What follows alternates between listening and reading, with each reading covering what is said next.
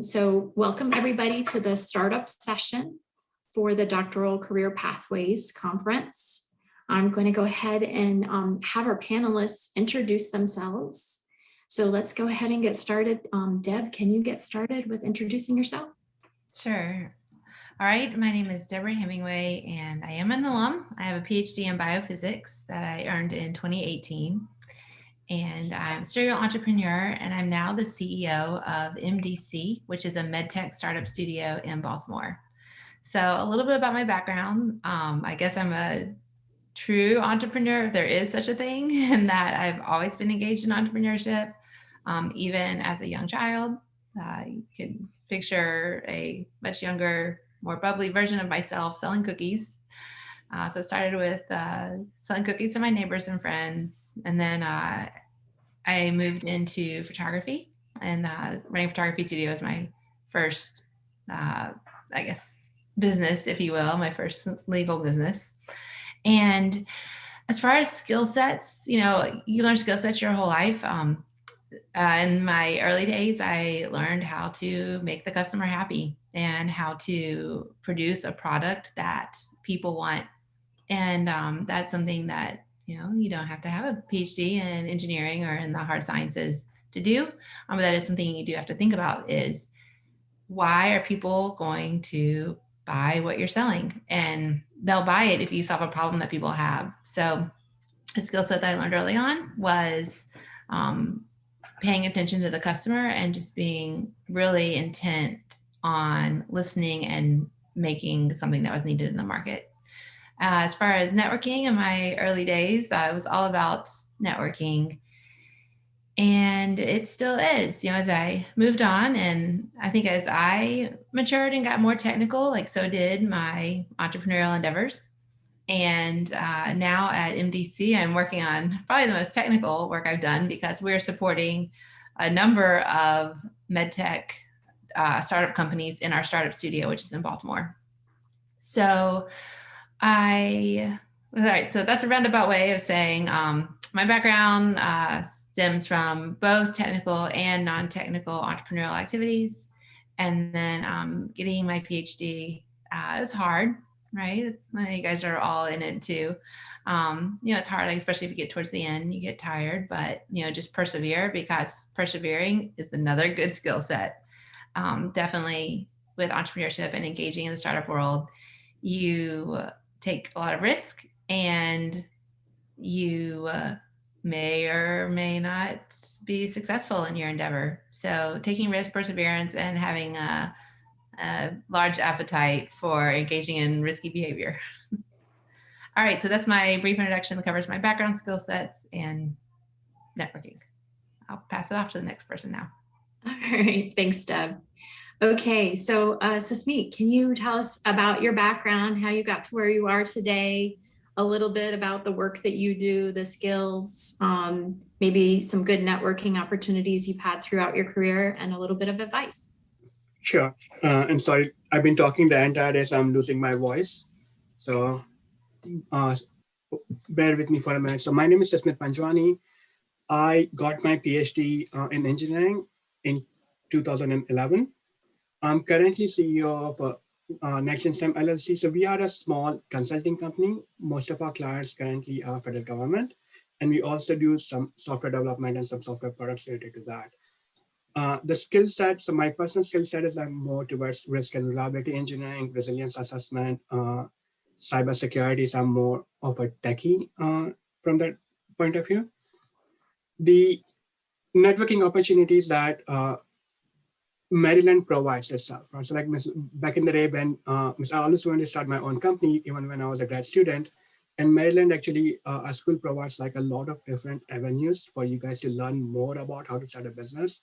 There are courses you can take from, I think, the Maryland Technology Enterprise Institute. So I ended up taking some classes there. I ended up taking some classes in the business school actually. And back in the day, we had Engineering Graduate Student Council, and we were trying to basically organize the networking opportunities between the students and the alums.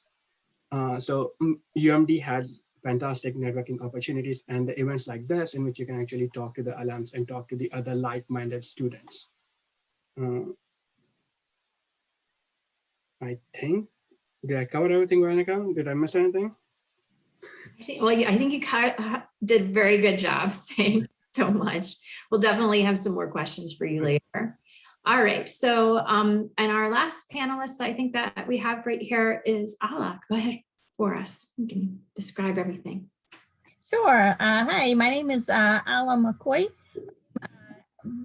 I have an MBA from the University of Maryland, and I actually work at the university with aspiring graduate student entrepreneurs, and Deborah was one of them back in the day. Very, very enthusiastic and very passionate, and that's one of the key, I would say, keys for success is being passionate. And so, as Susmit mentioned previously, University of Maryland has a lot of resources for entrepreneurs, but it's really difficult to figure out where to begin and what to do and where to go. And so my job is to actually create and guide those who are passionate about their research and would like to turn their scientific paper, their scientific results into something that's actually available to the public to use as a product or service. And so my job is to guide you through those resources and help you navigate them to the best for the best outcomes. And I mentioned before, I'm happy to see Deb here because I did work with her in that capacity in the past. So happy to talk more. And there's a lot of about networking opportunities. There's a lot of going on campus, even now during COVID times. A lot of the events switched to online Zoom environments, which are not great, but there's still lots of things happening. So just happy to talk more about those as we go with the panel. Great. So at this point, everybody is free to either put a question into the chat, or you can unmute yourself and go ahead and ask a question from our panelists.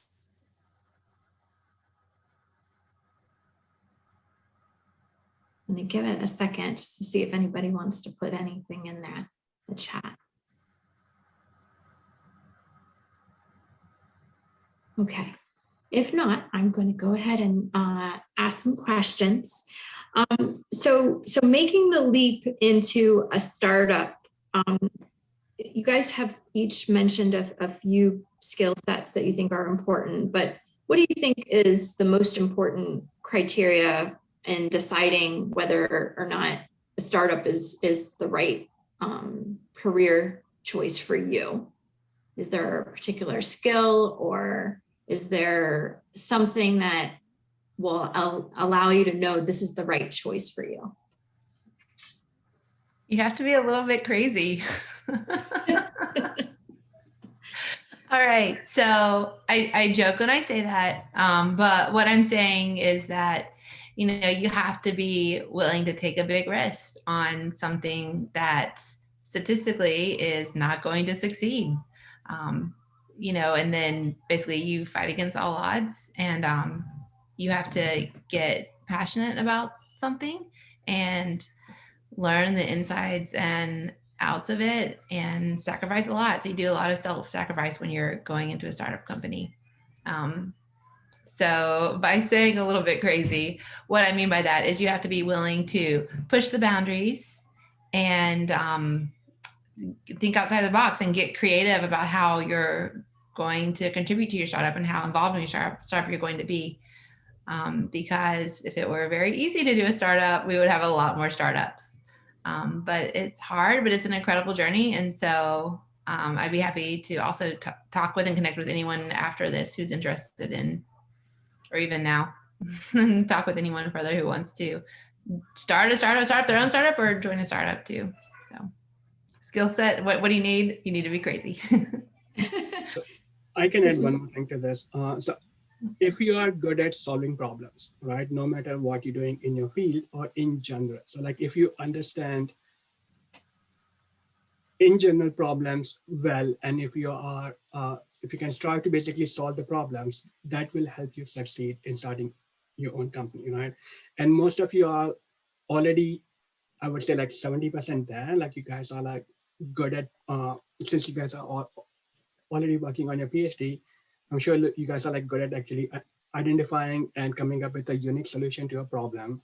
You're also good at the perseverance, right? You're good at like putting in the hours and the work effort that's needed. So I would say the combination between like ability to solve a problem that's worth solving uh, and the dedication to that. I think like those two are like a good combination for you to actually start your own company. And I'll add to that, to Deb's point, you have to be crazy passionate about what you do. And you have to be able to not get terribly upset about failure, and be ready to pick yourself up and figure out solution to the failure, because you will fail, and you will at some point, not necessarily the startup will fail, but on your journey there will be failures. You will discover that your customers are not necessarily who you thought they were, and the customers don't necessarily want what you thought you wanted.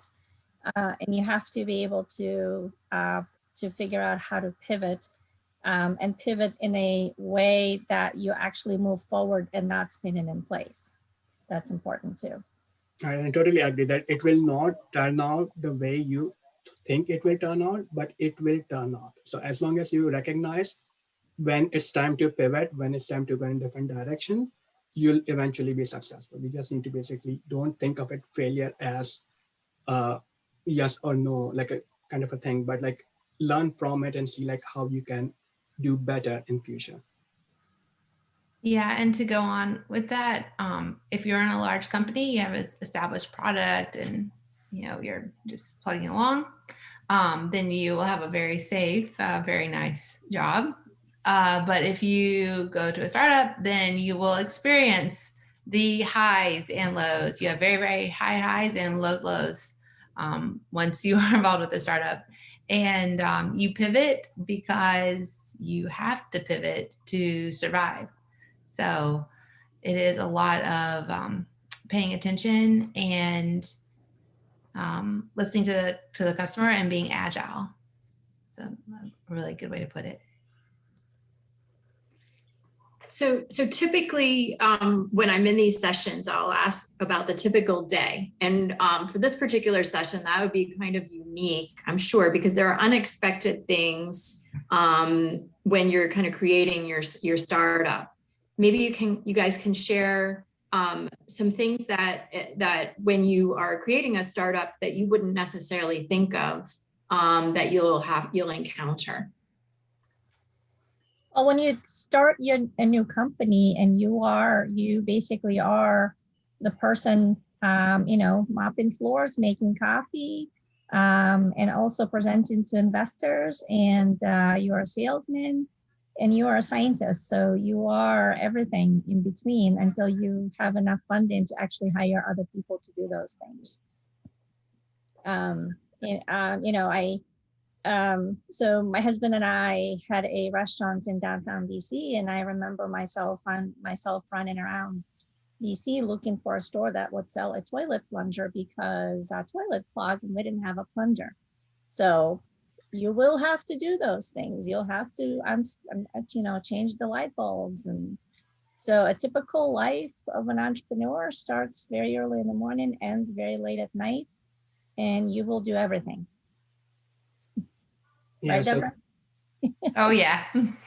Yeah, to add to that, like, so if you're working for somebody else, you deal with your area. In the startup, all the problems that company has are your problems, right? So all the way from recruiting to everything is on you. So just be prepared to kind of take much broader role, and also don't get frustrated, because there will be days in which you will not have time for R&D. You'll have to deal with 1,500 other things. So it's just part of the package.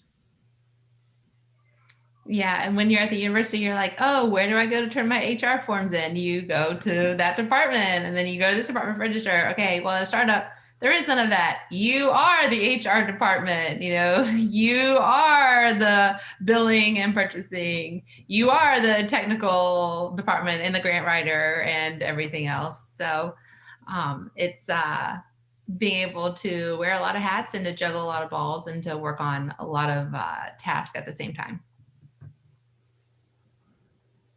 Kind of jump off on those points.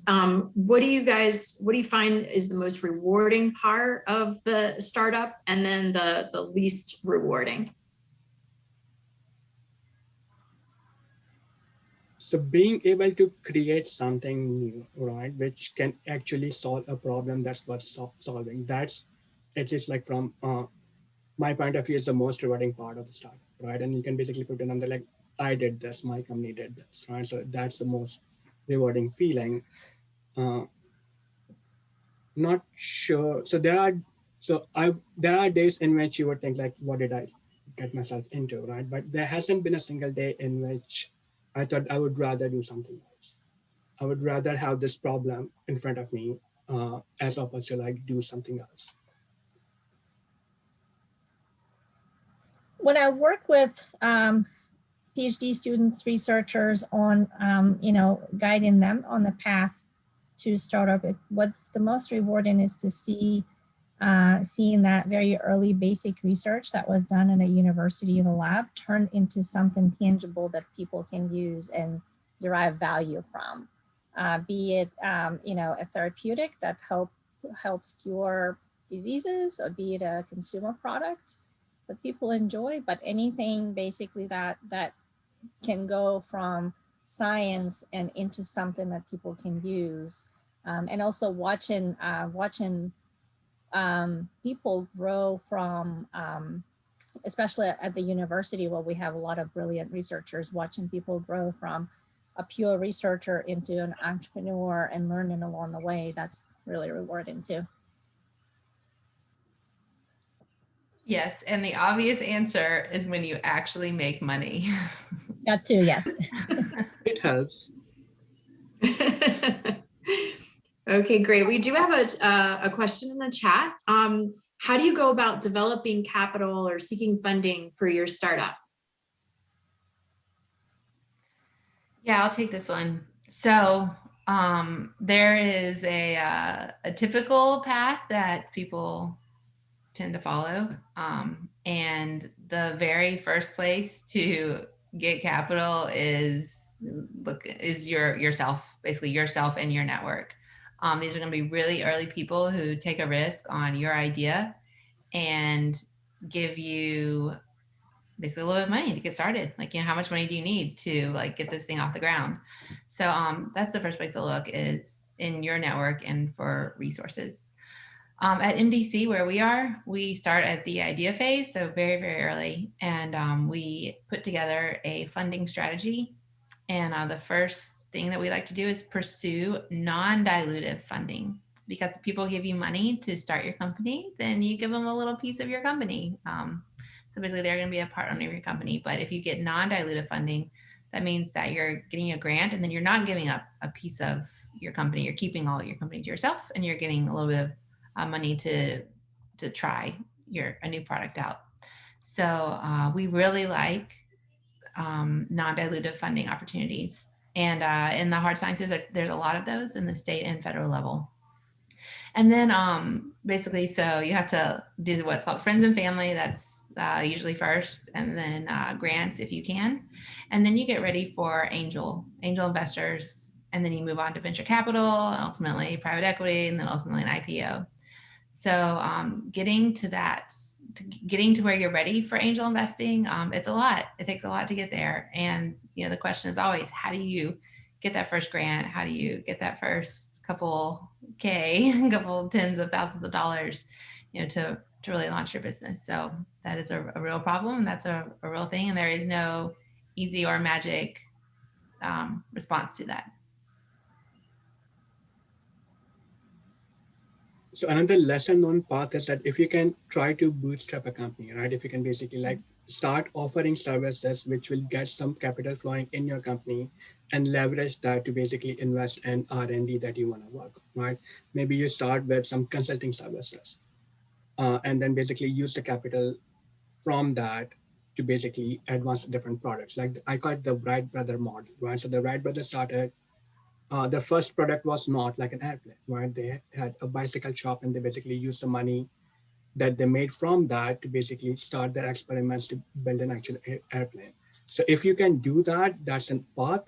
The downside of that path is that you will have to actually do the work that's bringing in the money, and you will have lesser time to devote to the things that you're trying to build using that money.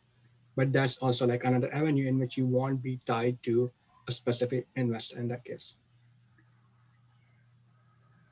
And I just posted a link into chat to a workshop discussing funding available specifically to University of Maryland startups. And so if you are a University of Maryland graduate student or faculty researcher, there's actually a lot of, quite a bit of funding available. And some of that actually de-risks entrepreneurship a little bit, because there's a funding available through the state of Maryland through TEDCO called Maryland Innovation Initiative that provides a first tranche of funding, $115,000 that would go to your professor's lab, and they can use that money to fund your salary and to fund research activities for you to do for 9 months. And so you can work on developing MVP, so turning your basic research into MVP or testing it, and still be on university salary, university health insurance, use university resources and labs. So you don't need to go and rent another lab or office space for the companies. This is a really good way to de-risk what you do, at least for a little bit, until you're ready to take the plunge and go via the route of self-funding and then pursuing SBIR grants and such. So if that's of interest, I'm happy to talk more about you, but there's a link to the workshop, so you can watch that, and I'm happy to connect with you after that.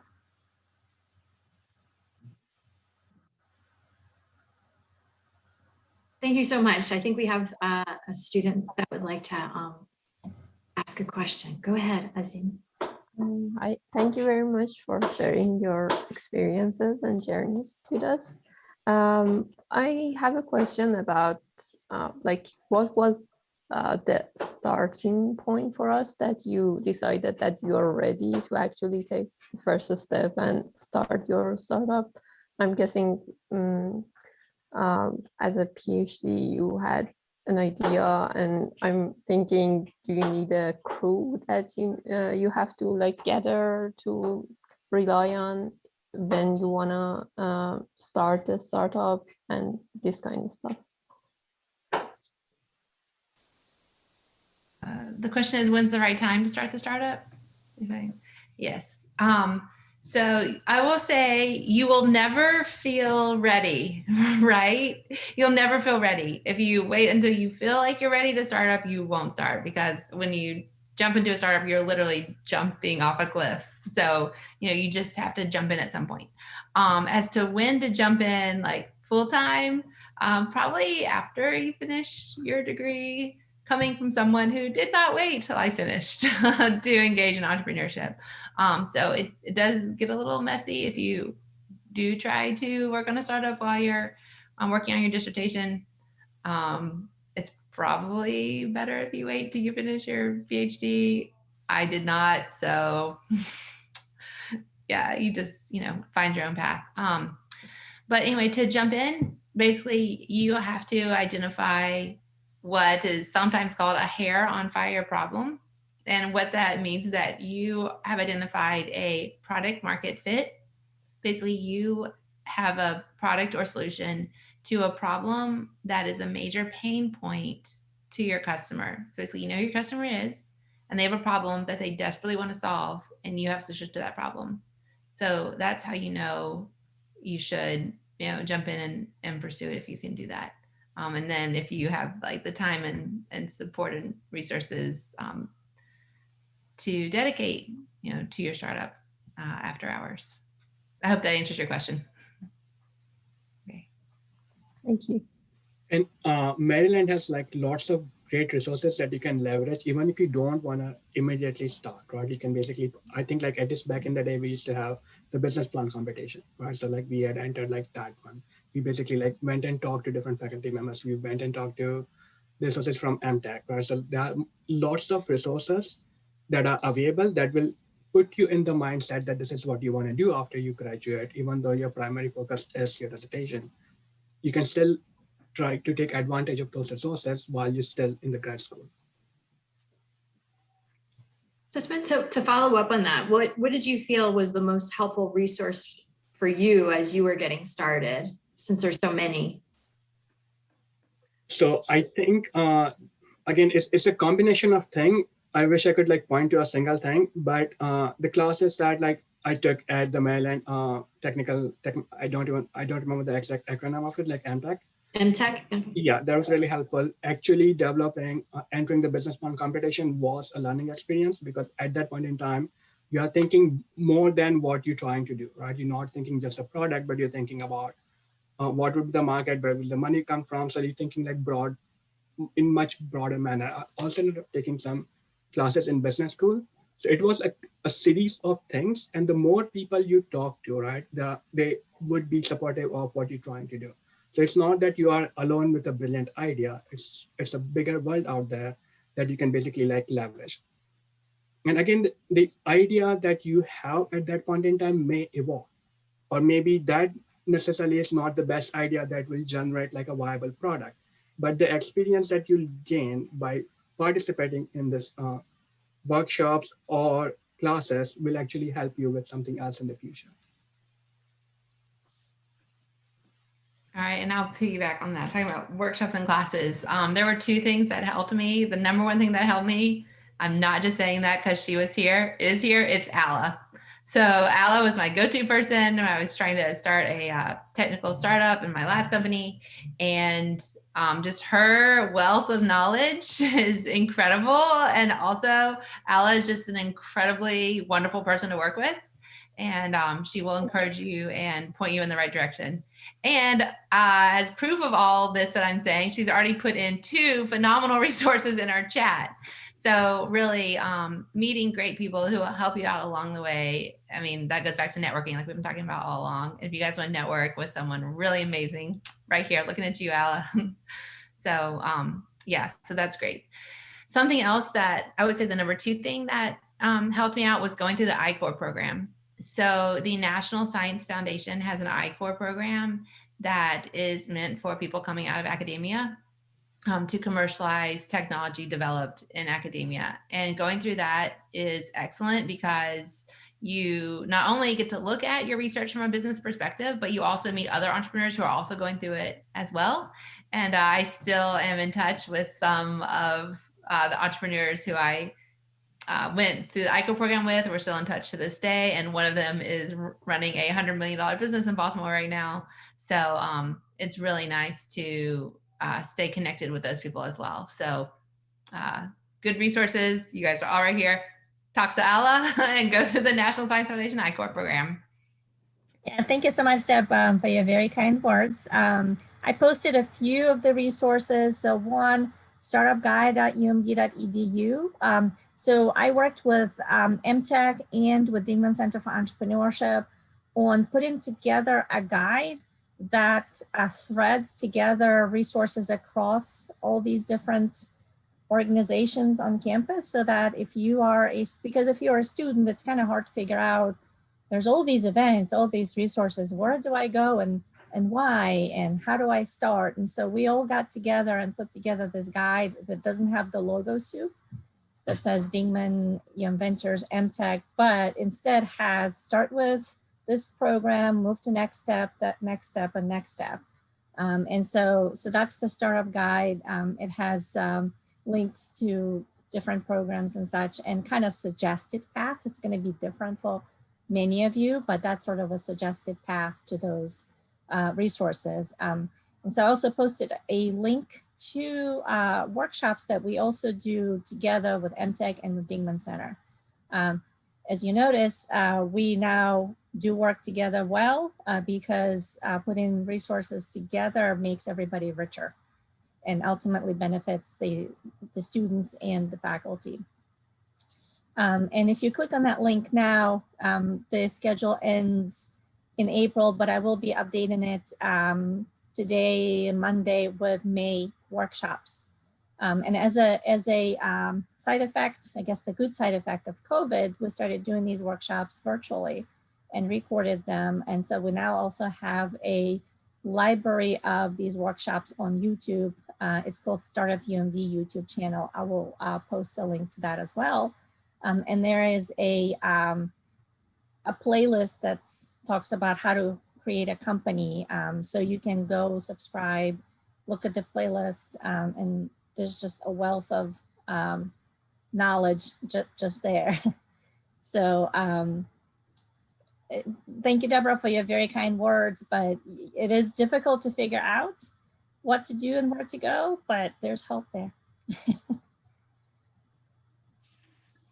Great. Thank you guys so much. This is really helpful. Are there any sort of professional societies or associations or groups that somebody who's considering a startup should be a part of?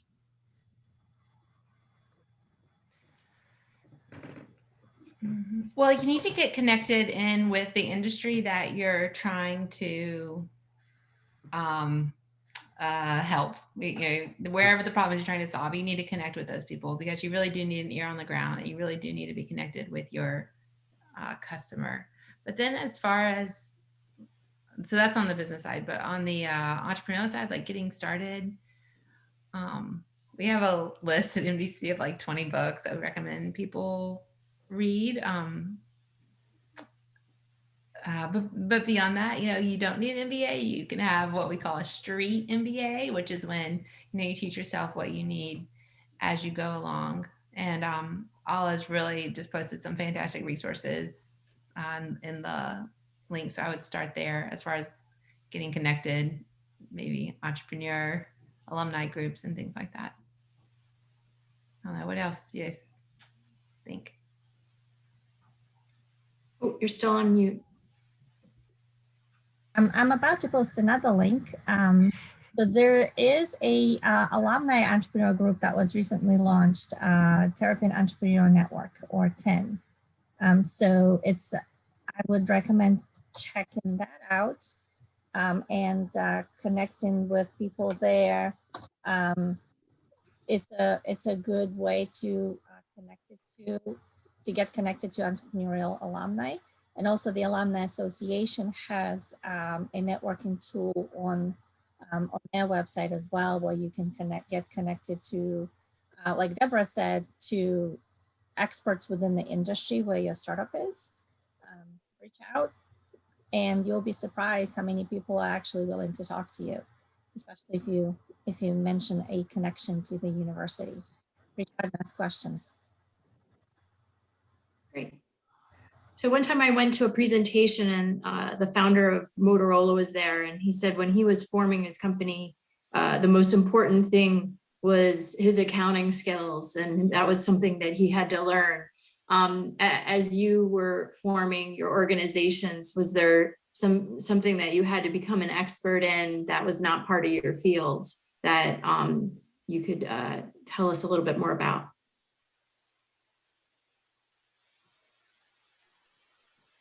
So it's a little bit of everything, right? Like accounting skills, how to even basically register your company, the whole legal aspect of basically like protecting your intellectual property. So there are like series of other skills that like you'll end up developing. Unfortunately, I can't point to like one specific thing, but in general, trying to network with people to understand more about the problem that you're trying to solve helps. So in PhD, when I was doing my research, like we were more focused inward, that I'm going to research the papers, I'm going to go to the library, this is my problem, this is my work, right? I'm trying to solve this one small part of the work. But when you're starting the business, even if something that's not directly related to the product that you're currently working on, if you go and talk to the people and basically understand as to if there's like a bigger need or bigger trend, or maybe the product that you have that solves problem in one application can be applied for something that you not thought about. So that aspect of kind of like thinking outward is the skill that I had to learn. I'm a little bit introvert myself, so I had to like learn that skill to basically understand how what I'm trying to do could be helpful in other areas. Great, Deb. Oh, you just have to learn a little bit of everything, and then you find that you're not actually good at anything, but you just do enough to get by, right? I mean, when you're starting a company from scratch, like, you're not the best accountant ever. You're not the best like PR front. You're not the best, in the lab. You don't have the best technical skills. You're not the best at anything, but you're there and you're what the company has. So you just get enough to get to the next level, right? Like you get to where you have a functioning prototype that you built, and then maybe it's even a non-functioning prototype, but it's enough to get you some angels excited about it, and then you bring in someone or you outsource, you basically, then you solve the problem and you find who can get you to the next step, and build a functioning prototype. And then you test that for a little bit. And maybe you've never built a website, so you just go to Weebly and do a drag and drop template. And maybe it's not the best website, but it's enough to get by, and it's rough around the edges, but that's the sign of a true startup. So I still don't build websites, but I've built enough to get us to the point where we can attract enough capital and resources where we can have someone who does actually build websites come in. So have I developed any new skill sets? I don't know. Not really. I mean, you just do what you have to do. You do enough to move to the next step, and then you can eventually start to focus on what you are good at. For me, that's strategy, growth, pattern recognition, running an organization. So eventually get to move into a spot that you are perfectly suited for. But along the way, you do what you do to move your company on. Sorry. Go ahead. Oh, thank you. So also to build on Deborah's previous comment, I would say customer discovery skills are probably really, really important at the very beginning. Ability to talk to potential customers in a way that you would actually get information that's useful to you, where you're not necessarily selling your product before you have it. But number one reason why startups fail is because they are trying to sell something that nobody wants. And figuring out what is it that people want is really difficult. An ability to do that is probably the most important skill. And iCore is a great program to begin learning how to get that skill. Yeah, and to get people to tell you what's really happening and not just what you want to hear. Because if you present your idea to someone, they're like, oh, what a great idea. And then you've learned nothing. So nobody's going to tell you your baby's ugly. That's right. That's right. So how can you get an understanding of what's really happening, without just getting them to tell you what you want to hear? So. Yeah. Susmit, there was something so you wanted to add? So again, in grad school, we basically are striving to have the perfect paper, A+ grades, right? So if you can learn to kind of incrementally go towards the perfection, right? Your first release of your software, if you're in software development, it does not need to be perfect. It just has to work. And that will get you sufficient capital and sufficient users to basically go to the next build. So the idea is that you're not trying to solve all the problems or not trying to have all the functionality that you can think of in the first release, right? So is it good enough? And if you're on the path towards creating a great product, that's basically a good way to think about how you want to structure. You're thinking about that that the product that you have, it doesn't need to be perfect the first time you are trying to build it. Great.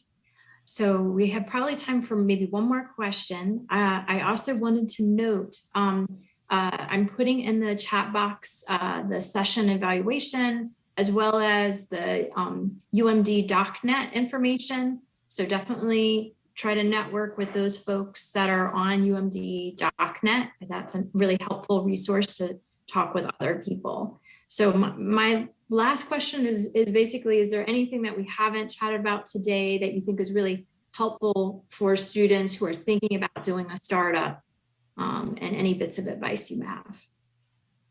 Deb, do you want to get us started? Sure. Okay, so there's two things that we see that are pretty common that I don't recommend. Okay, so the first one is that I see people who one think that the idea that they have right now is like the only good idea they're ever gonna have in their whole life, and if they don't make this one thing work, then the rest of their life is over, and they're never gonna go into entrepreneurship and startups, and that's the end of it. Okay, so basically what I'm saying is don't have that mindset. Okay, your idea is brilliant, your idea is phenomenal, and you're gonna get 1,000 more ideas like that over the course of your life. And if that does happen to be your only good idea, well, I have 1,000 good ideas for you that you can take and run with. So I guess what I'm saying is, if you're going to fall in love with something, fall more in love with your customer and with the problems that they have than with one particular solution. So that's the first thing. And then the other thing is you don't have to hold on to your equity in your company as if it's, gold. Your equity is actually worth nothing right now. So don't be afraid to bring other people on your team and to, expand your network and to give a percentage of equity to the people who like help you out along the way, like bring in a good advisor and reward them with equity because that's all you have right now. So if you want to get good people, you have to either pay them with money or equity, and you don't have any money right now. So yeah, just don't be afraid to bring on good people and to reward them appropriately. So it's my two things. Thank you. Susmit? So the one thing I can add, right, it's not so much about how do you go about starting a company. One advice would be that there's going to be ups and downs. There'll be days and when you'll be thinking that why am I doing this? Right? It doesn't really make sense. But if you can somehow find your way to enjoy the process, right, that would be great. If you can try to like find a way to strike some sort of work-life balance, and I'm not saying maybe like 5% life and 95% your startup, like that would be really helpful. So like if you can somehow like if you enjoy what you're trying to do while building something new, right, and that would really help you kind of put more effort in that particular venture. Great. Thank you. And Alla, you have the last word. Oh, thank you. Great. Well, what I would say is don't be afraid to ask questions. There are no stupid questions. Just ask them. Ask questions, ask for help. And whenever you talk to somebody, whenever you're networking, whether you're talking to a mentor or somebody else, I'll always ask them if there's anybody else they can introduce you to talk next. And so always, I know it's uncomfortable for many people, but don't be afraid to do that. Use the resources at the university while you're at the university. To try to do your startup, maybe with some of the university funding while you're student or postdoc, to kind of de-risk that opportunity. Look around for help, and there's lots of great people on the alumni association boards willing and waiting for somebody to contact them and talk to them. There are entrepreneurs in residence at the University of Maryland available weekly. There are people like Deborah who says, call me, talk to me. So don't be afraid to do that. Take advantage of that. Okay, thank you guys so much. Thank you everybody for being on the panel.